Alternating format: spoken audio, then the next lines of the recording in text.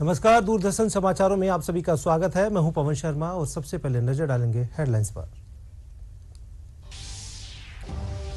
SIR के तहत online गन्ना फार्म भरने में राजस्थान देश भर में सबसे आगे। प्रदेश में अब तक भरे गए 1.33 लाख से अधिक ऑनलाइन फॉर्म।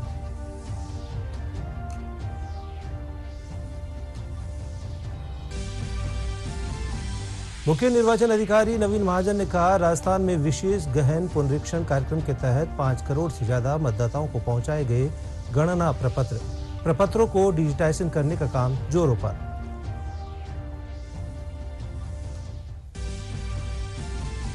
जोधपुर के बालेश्वर क्षेत्र में सुबह हुए सड़क हादसे में 6 लोगों की मौके पर ही मौत, कई लोग गंभीर रूप से हुए घायल। सभी लोग जा रहे थे गुजरात से बाबा रामदेव के दर्शन करने।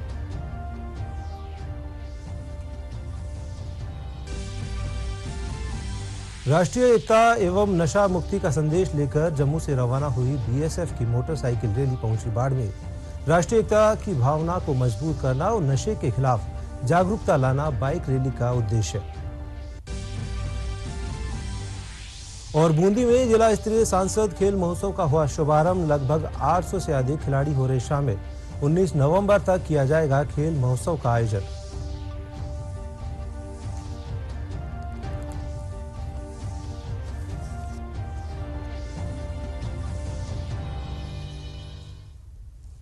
और अब खबरें विस्तार से। प्रदेश में मतदाता सूची के विशेष गहन पुनरीक्षण कार्यक्रम 2026 के अंतर्गत अब पूरा ध्यान गणना प्रपत्रों के डिजिटाइजेशन पर लगाया जा रहा है।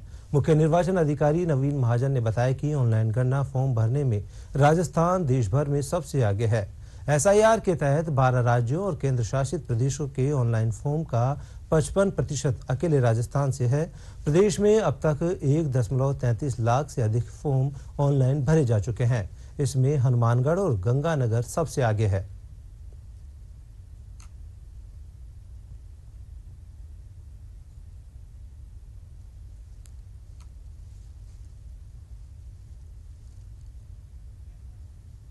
राजस्थान में मतदाता सूची के विशेष गहन पुनरीक्षण कार्यक्रम 2026 के तहत बीएलओ ने घर घर पहुंचकर 5 करोड़ से ज्यादा मतदाताओं को गणना प्रपत्र पहुंचा दिए हैं।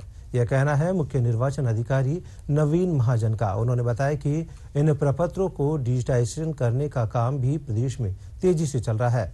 प्रस्तुत है हमारे संवाददाता मनीष शर्मा की मुख्य निर्वाचन अधिकारी से खास बातचीत।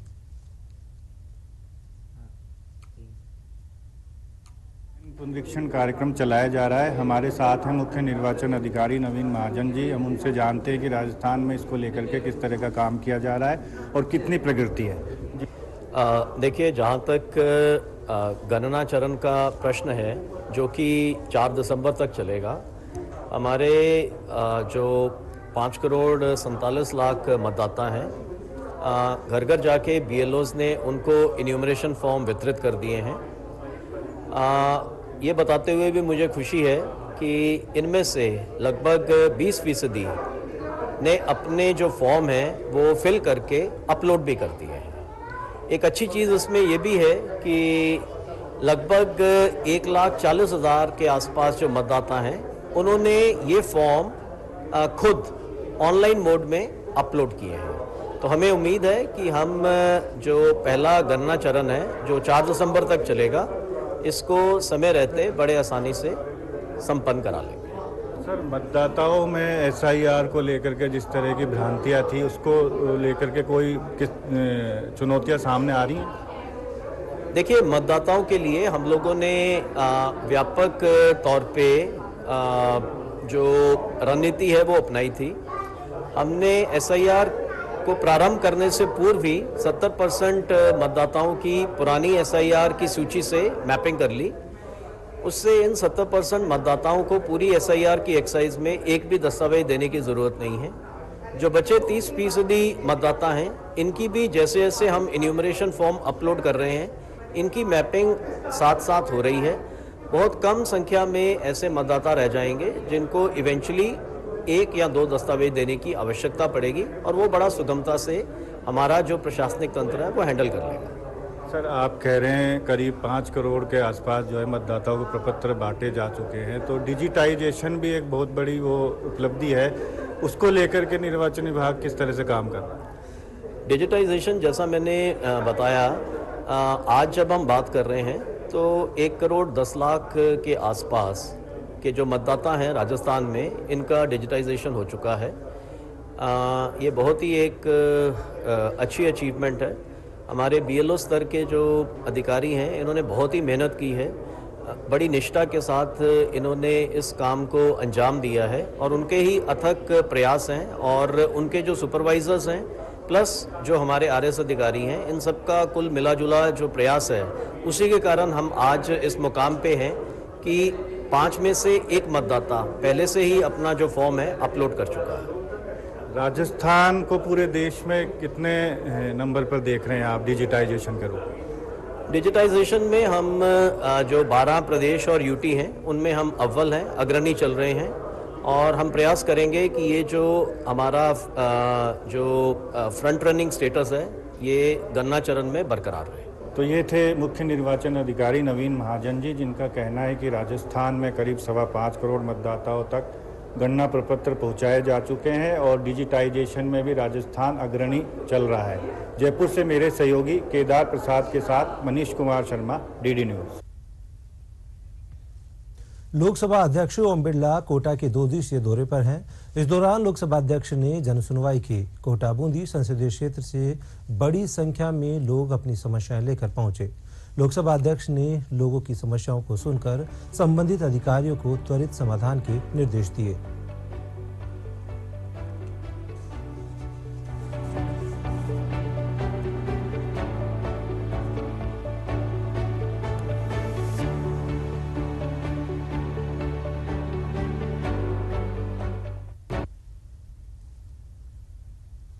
लौह पुरुष सरदार वल्लभ भाई पटेल की 150वीं जयंती के तहत आज कोटा के शहीद स्मारक से पदयात्रा निकाली गई। इस दौरान अंतर्राष्ट्रीय लोक कलाकारों ने भी अपनी प्रस्तुति दी। बड़ी संख्या में कॉलेज की छात्राएं नुक्कड़ नाटक कर पदयात्रा में शामिल हुई। विधायक संदीप शर्मा, कल्पना देवी, भाजपा शहर जिलाध्यक्ष राकेश जैन सहित कई जनप्रतिनिधि, अधिकारी, कर्मचारी, खिलाड़ी और विद्यार्थी भी पदयात्रा में शामिल हुए।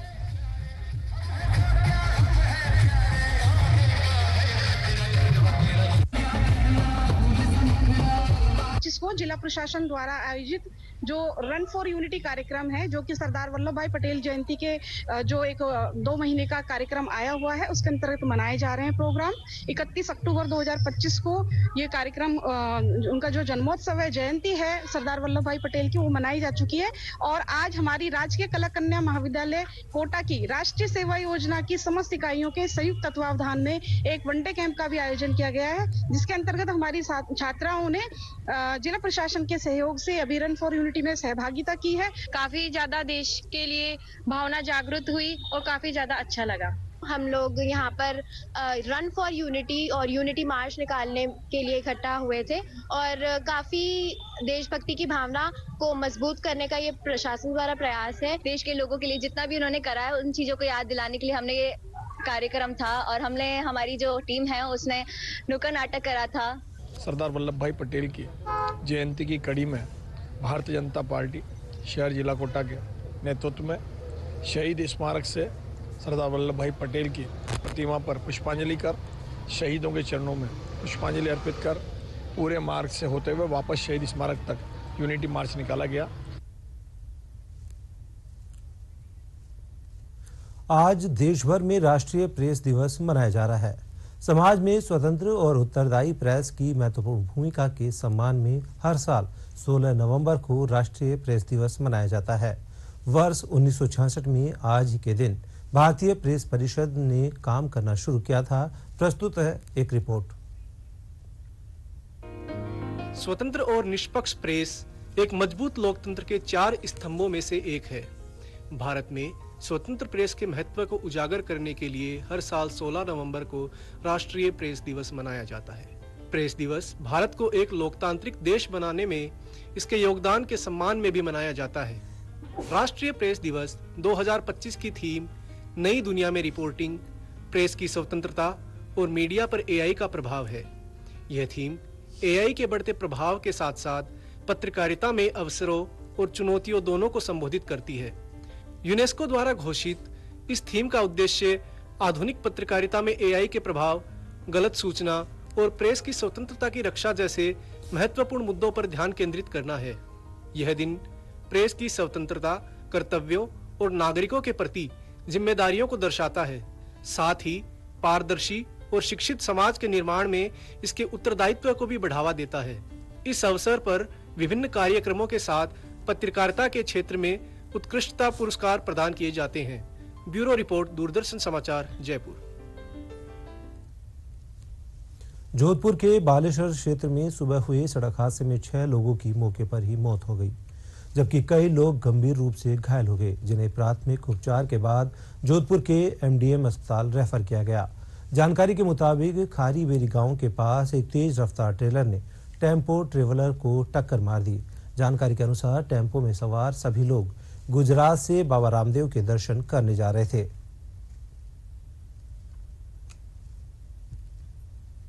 कृषि मंत्री डॉक्टर किरोड़ी लाल मीणा ने अलवर में पत्रकारों से बातचीत करते हुए कहा कि प्रदेश सरकार किसानों के हितों की रक्षा के लिए प्रतिबद्ध है। कृषि क्षेत्र में गड़बड़ियों और कालाबाजारी में लिप्त लोगों पर सख्त कार्रवाई की जा रही है। जहां भी शिकायतें मिली है वहां छापेमारी की गई है। मंत्री ने कहा कि किसानों के साथ किसी भी प्रकार का अन्याय बर्दाश्त नहीं किया जाएगा। छापा मार मीन्स ऐसा नहीं कोई हम ऐसा अभियान चला रहे हो, पर जब से मंत्री पद का कार्य मैंने संभाला है, जो 5-6 महीने हो गए, तो मैंने समझा किसानों की जो परेशानियां हैं उनको जमीनी हकीकत पे उतारें, देखें, उनका समाधान करें। तो इसलिए रासायनिक खाद के कारखाने पकड़े थे, जहाँ नकली खाद पाया गया, उनके खिलाफ मुकदमे दर्ज हुए, उनके लाइसेंस निरस्त कर दिए। राष्ट्रीय एकता की और नशा मुक्ति का संदेश लेकर जम्मू से रवाना हुई बीएसएफ की मोटरसाइकिल रैली बाड़मेर पहुंची। बीएसएफ बाड़मेर सेक्टर मुख्यालय पर उप महानिरीक्षक कृष्ण मोहन दास ने रैली का स्वागत किया। बीएसएफ के जवानों, स्कूली विद्यार्थियों और आमजन ने राइडर्स का उत्साहवर्धन किया। उप महानिरीक्षक ने कहा कि बीएसएफ के 61वें स्थापना दिवस के उपलक्ष्य में आयोजित इस रैली का उद्देश्य राष्ट्रीय एकता की भावना को मजबूत करना, नशे के खिलाफ जागरूकता लाना और बीएसएफ में शामिल होने के लिए युवाओं को प्रेरित करना है। सुरक्षा बल जो 1965 में रेज हुई थी, वो अपना 60वां स्थापना दिवस मनाने जा रही है। 1 दिसंबर को ये बल के पूरे होंगे। इस अवसर पे ये मोटरसाइकिल रैली जो आयोजित की गई है, ये जम्मू से शुरू हुई है और ये भुज, गुजरात में इसका समापन होगा। और ये जो रैली है ये 9 तारीख को स्टार्ट हुई थी जम्मू से और आज हमारे बीच यहाँ पहुँची है। और यहाँ से ये 17 तारीख को रवाना होगी, गुजरात में एंटर करेगी और 19 तारीख को गुजरात में पहुँचेगी और 21 तारीख को होने वाले स्थापना दिवस समारोह में सम्मिलित होगी। राष्ट्रीय एकता का संदेश एक तो देती है, दूसरा ये है कि आपको हमने जो इसका रखा है कि ये आप युवाओं को बीएसएफ में भर्ती होने के लिए प्रेरित करने के लिए संदेश देती है। 9 नवंबर 2025 को बीएसएफ की तरफ से अपनी डायमंड जुबली सेलिब्रेट करने के उपलक्ष्य में बाइक रैली निकाली गई है, जो कि 19 नवंबर 2025 को भुज में जाके समाप्त होगी। इस रैली का उद्देश्य है एक तो हमारे डायमंड जुबली सेलिब्रेट करने का, दूसरा जो आजकल के यंग जनरेशन है उनको ड्रग्स के खिलाफ बताने के लिए कि ड्रग्स हमारे लाइफ के लिए कितनी ज़्यादा हार्मफुल है, कितने हमारे लाइफ को कितना इफेक्ट करते हैं। तो आप जितने भी यंग मेंबर्स हैं वो इस तरफ ड्रग्स की तरफ एनफोर्स ना हो और अपने लाइफ पे कुछ प्रोडक्टिव करें। तीसरा हमारा उद्देश्य ये है कि महिला अपने बीएसएफ के जरिए महिलाओं का रिप्रेजेंटेशन दिखाना। जैसे कि हम 60 बाइकर्स हैं, उसमें से 4 महिला प्रहरी हैं।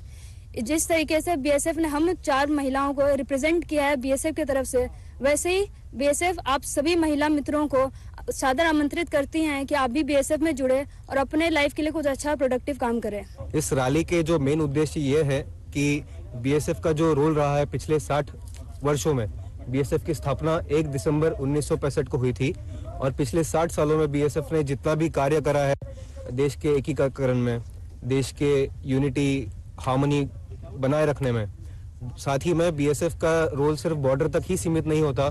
बीएसएफ का रोल इंटरनल सिक्योरिटी ड्यूटीज जैसे इलेक्शन में अपनी ड्यूटी करना, आपातकालीन जो हादसे होते हैं जैसे अर्थक्वेक्स हो गया, फिर लैंडस्लाइड्स, फ्लड्स, तो इसमें जो बीएसएफ ने जो कार्य करता आया है और साथ ही में जो यूएन मिशन में बीएसएफ का योगदान रहा है, तो वो आम जनता के बीच में लाना है। वरिष्ठ आईएएस अधिकारी वी श्रीनिवास को राजस्थान का नया मुख्य सचिव नियुक्त किया गया है। राजस्थान कैडर के वी श्रीनिवास दिल्ली में प्रशासनिक सुधार एवं लोक शिकायत विभाग और पेंशन एवं पेंशनर्स वेलफेयर विभाग में सचिव के पद पर कार्यरत थे। गौरतलब है कि सुधांशु पंत के दिल्ली प्रतिनियुक्ति होने पर वी श्रीनिवास को यह जिम्मेदारी दी गई है। इसके साथ ही उन्हें राज्य खान एवं खनिज निगम लिमिटेड के अध्यक्ष, मुख्य आवासीय आयुक्त और नई दिल्ली का अतिरिक्त कार्यभार भी सौंपा गया है। बूंदी में जिला स्तरीय सांसद खेल महोत्सव का शुभारंभ हुआ। 19 नवंबर तक आयोजित होने वाले महोत्सव में जिले के लगभग 800 से अधिक खिलाड़ी शामिल हो रहे हैं। इस सांसद खेल महोत्सव में पारिवारिक खेलों के साथ साथ विभिन्न खेलों को भी शामिल किया गया है। शुभारंभ के दौरान पूर्व विधायक अशोक डोगरा, नगर परिषद सभापति सरोज अग्रवाल सहित कई जनप्रतिनिधि और अधिकारी कार्यक्रम में मौजूद रहे।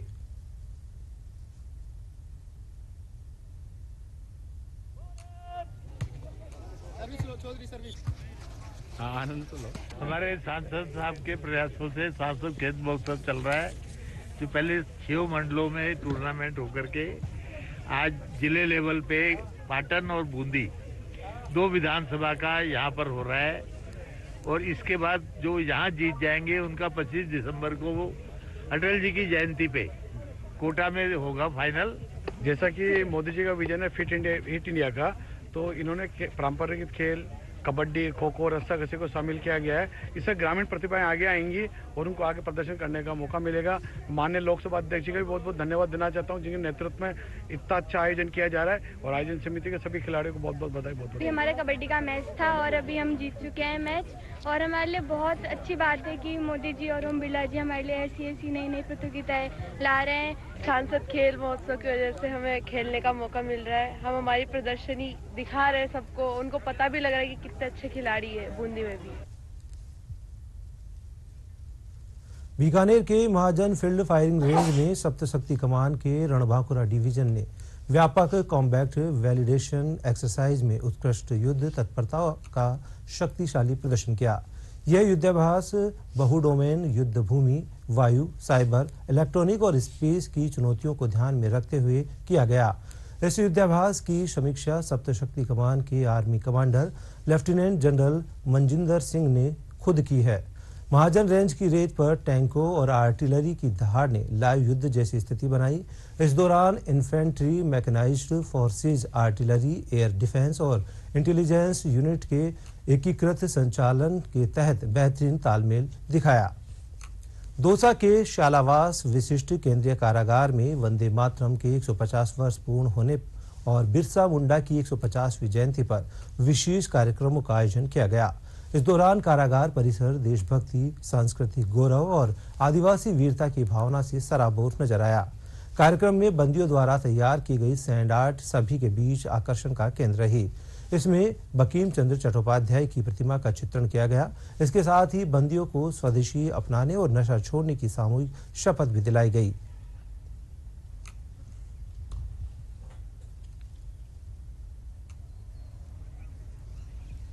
हमारे राष्ट्रगीत वंदे मातरम के 150 वर्ष पूर्ण होने के उपलक्ष्य में कई कार्यक्रम आयोजित किए गए थे। उसका अंतिम कार्यक्रम ये सैंड आर्ट की कलाकृति है, जो हमारे बंदी राजेश मूर्तिकार और सहयोग में संदीप अग्रवाल है, उन्होंने बनाई है और बहुत ही खूबसूरत ये सैंड आर्ट है। जेल का वातावरण बड़ा देशभक्तिपूर्ण है। हमारे बाकी सभी कैदी भाइयों में बड़ा उत्साह और उल्लास है। राज्य सरकार सड़क दुर्घटनाओं की रोकथाम और सड़क सुरक्षा के लिए सख्त कदम उठा रही है। सड़क सुरक्षा को प्राथमिकता देते हुए 18 नवंबर तक प्रदेशव्यापी 15 दिवसीय सड़क सुरक्षा अभियान चलाया जा रहा है। अभियान के तहत तेज गति से वाहन चलाने पर 51,000 से अधिक वाहन चालकों के विरुद्ध कार्रवाई की गई है। वहीं परिवहन विभाग द्वारा 19,000 से अधिक वाहनों के चालान काटकर 98 वाहनों के रजिस्ट्रेशन रद्द किए गए हैं। अभियान के तहत 45 वर्ष से अधिक आयु के बस और ट्रक ड्राइवरों की नेत्र जांच कर जरूरतमंद चालकों को चश्मे वितरित किए गए हैं। जनजातीय बाहुल्य डूंगरपुर जिले में प्रधानमंत्री वन धन योजना और प्रधानमंत्री आवास योजना से लोगों की दशा और दिशा बदलने लगी है। वन धन योजना के तहत महिलाएं समूह बनाकर महुआ के लड्डू, मसाले और दालों सहित कई उत्पाद तैयार कर रही है, जिनकी मांग भी बढ़ रही है। वहीं प्रधानमंत्री आवास योजना के अंतर्गत कच्चे मकान में रहने वालों को अब श्रम का पक्का मकान मिला है, जिससे उनके जीवन स्तर में भी सुधार आया है। इन लोगों ने प्रधानमंत्री नरेंद्र मोदी का आभार जताया। पहले मेरा मकान कच्चा था, मेरे को प्रधानमंत्री आवास योजना के तहत मेरे को मकान बनाने के लिए सहायता प्रदान की गई। उसके लिए मैं प्रधानमंत्री को धन्यवाद अर्पित करता हूं। प्रधानमंत्री आवास से हमारा पहले कच्चा मकान था, अभी पक्का बन गया है। इसके बाद बारिश की हमारी परेशानी नहीं है और प्रधानमंत्री को धन्यवाद। और मेरे पास 8 वंदन केंद्र हैं, उसमें एक वंदन केंद्र में 300 महिला जुड़ी हुई है।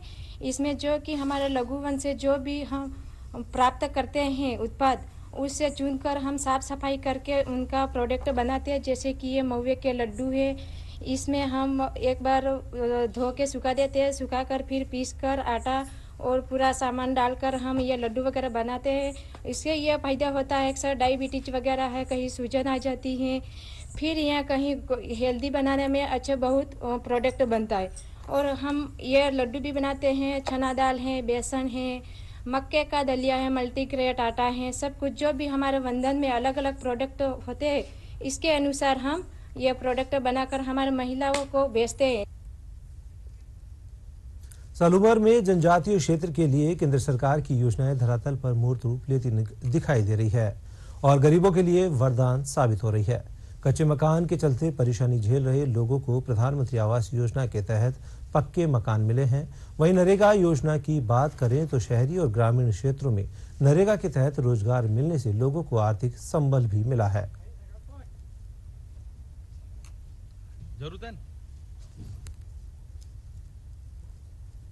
यो 2-3 साल से सो रहे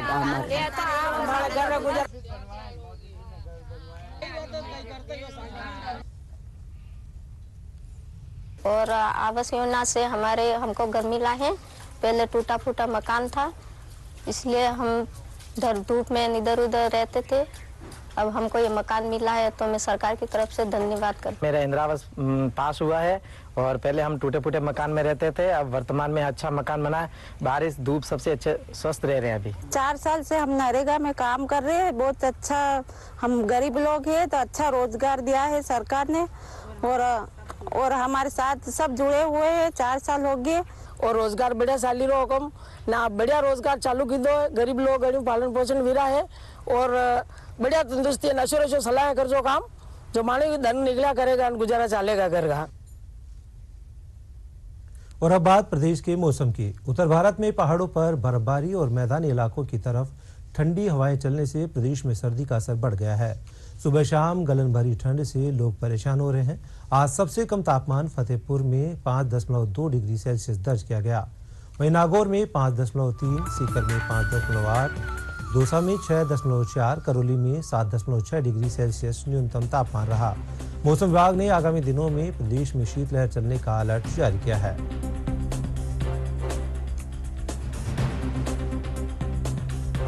और बुलेटिन के अंत में एक बार फिर नजर डालते हैं हेडलाइंस पर।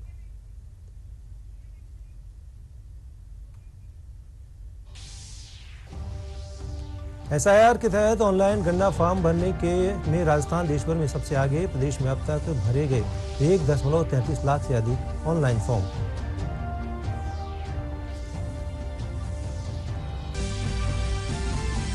मुख्य निर्वाचन अधिकारी नवीन महाजन ने कहा, राजस्थान में विशेष गहन पुनरीक्षण कार्यक्रम के तहत 5 करोड़ से ज्यादा मतदाताओं को पहुंचाए गए गणना प्रपत्रों को डिजिटाइजेशन करने का काम जोरों पर।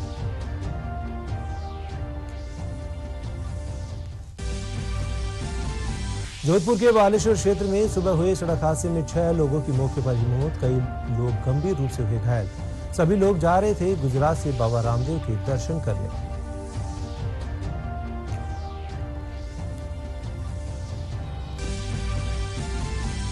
राष्ट्रीय एकता एवं नशा मुक्ति का संदेश लेकर जम्मू से रवाना हुई बीएसएफ की मोटरसाइकिल रैली पहुंची बाड़मेर। राष्ट्रीय एकता की भावना को मजबूत करना और नशे के खिलाफ जागरूकता लाना बाइक रैली का उद्देश्य।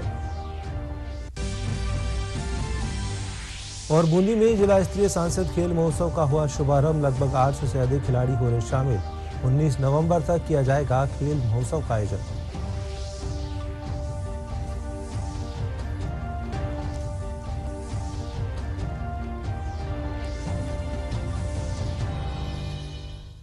फिलहाल इस बुलेटिन में इतना ही। ताजा तरीन खबरों के लिए देखते रहिए दूरदर्शन समाचार। मुझे दीजिए इजाजत। नमस्कार।